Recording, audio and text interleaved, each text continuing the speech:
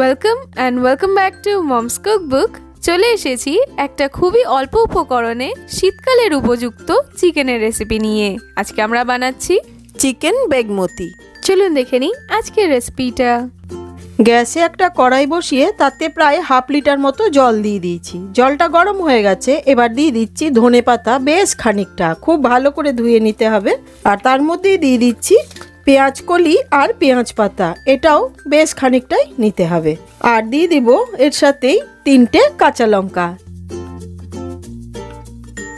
এবার এগুলিকে 1 থেকে 2 মিনিট আমি এইভাবে ব্লাঞ্চ করে নেব।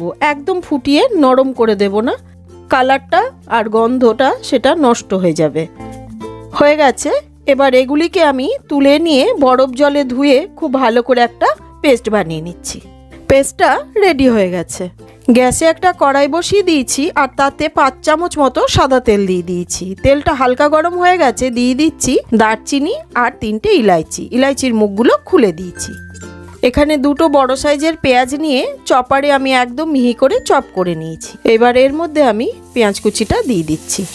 পেঁয়াজ কুচিটাকে একটু সময় ভেজে নিচ্ছি, একদম লাল করে দেব না। পেঁয়াজটা অল্প একটু ভেজে নিয়েছি। এবার আমি এর মধ্যে দিয়ে দিচ্ছি 2 চামচ আদা রসুনের পেস্ট, দিয়ে আবারও 2-3 মিনিট আমি এইভাবে কষিয়ে নিচ্ছি যাতে করে রসুনের কাঁচা গন্ধ চলে যায়। এখানে প্রায় 1 কিলো চিকেন নিয়ে খুব ভালো করে ধুয়ে জল ঝরিয়ে রেখেছি। এর মধ্যে আমি কোনোভাবে কোনো জিনিস দিয়ে ম্যারিনেট করিনি। এদিকে আদা রসুনের কাঁচা গন্ধটা চলে গেছে, এই সময় আমি চিকেনগুলো দিয়ে দিচ্ছি। আমি এর মধ্যে মেটেটাও কিন্তু দেব, এটা বাদ দিইনি। চিকেনে দিয়ে দিচ্ছি প্রয়োজন মতো লবণ, দিয়ে চিকেনটাকে হাই ফ্লেমে 5 মিনিট প্রথমে আমি ভেজে নিচ্ছি। প্রায় 5-7 মিনিট হাই ফ্লেমে আমি চিকেনটাকে এইভাবে কুক করে নিয়েছি। এখানে নিয়েছি কাজু বাদাম বাটা, 10-12টা কাজু বাদাম গরম জলে সোক করে রেখেছিলাম, দিয়ে সেটাকে এইভাবে পেস্ট করে নিয়েছি। এবার এইটা দিয়ে দিচ্ছি, দিয়ে আবারও 5-6 মিনিট আমি কষিয়ে নেব। খুব ভালো করে আরও 5-6 মিনিট আমি কষিয়ে নিয়েছি। তেলগুলো একদম ছেড়ে আসছে। এই সময় দিয়ে দিচ্ছি গোলমরিচ পাউডার, দিয়ে দিচ্ছি 1/2 চামচ জিরে পাউডার, আর দিয়ে দিচ্ছি ভরে ভরে 1 চামচ ধনে পাউডার। এবার আবারও বেশ খানিকক্ষণ আমি কষিয়ে নেব। এইভাবেই কষাতে কষাতে প্রায় 50 থেকে 60% আমি চিকেনটাকে গলিয়ে নেব। এখানে ধনে পাতা আর পেঁয়াজ পাতা ব্লাঞ্চ করে নেওয়ার যে জলটা সেটা আমি রেখেছি, এটাই ইউজ করব। এদিকে চিকেনটা খানিকক্ষণ কষিয়ে নেওয়ার পর এই জলটা আমি প্রায় 1/2 কাপের মতন দিয়ে দিলাম, দিয়ে খুব ভালো করে নেড়ে মিশিয়ে নিচ্ছি। এইবার 8-9 মিনিটের জন্য আমি ঢাকা দিয়ে দিলাম। প্রায় 9 মিনিট হয়ে গেছে, এবার ঢাকাটা খুলে নিচ্ছি। এইবার এই যে পেস্টটা রেডি করে রেখেছিলাম সেটা দিয়ে দিচ্ছি, দিয়ে খুব ভালো করে নেড়ে মিশিয়ে নিচ্ছি।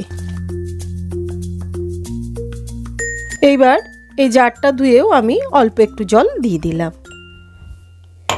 আর তারই সাথে দিয়ে দিচ্ছি অল্প একটু গরম মশলার পাউডার, দিয়ে আবারও খুব ভালো করে নেড়ে মিশিয়ে নিচ্ছি।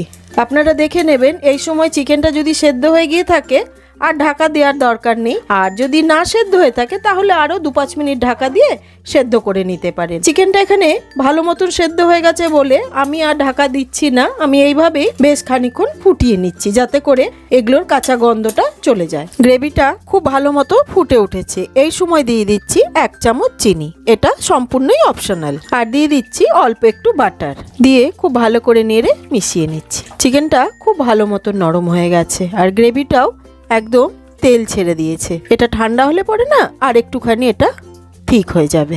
ব্যাস, আমি এবার গ্যাসটা অফ করে দিলাম। এইবার একটি প্লেটে সার্ভ করে দিচ্ছি। শীতকালে বাজারে এখন প্রচুর পেঁয়াজ পাতা পেঁয়াজ কলি পাওয়া যাচ্ছে, তাই এই সময় এই রেসিপিটা কোনো একদিন আপনারা অনায়াসেই বানিয়ে নিতে পারেন। খেতেও দুর্দান্ত হয়। রুটি, পরোটা, ভাত কোনো কিছুর সাথেই কিন্তু আপনারা অনায়াসেই এটা খেতে পারেন। আজকের রেসিপিটা ভালো লেগে থাকলে অবশ্যই লাইক, শেয়ার ও সাবস্ক্রাইব করুন আমাদের চ্যানেল মমস কুকবুককে, কারণ এইখানে আমরা আপলোড করে থাকি নিত্য নতুন রেসিপি প্রত্যেক দিন।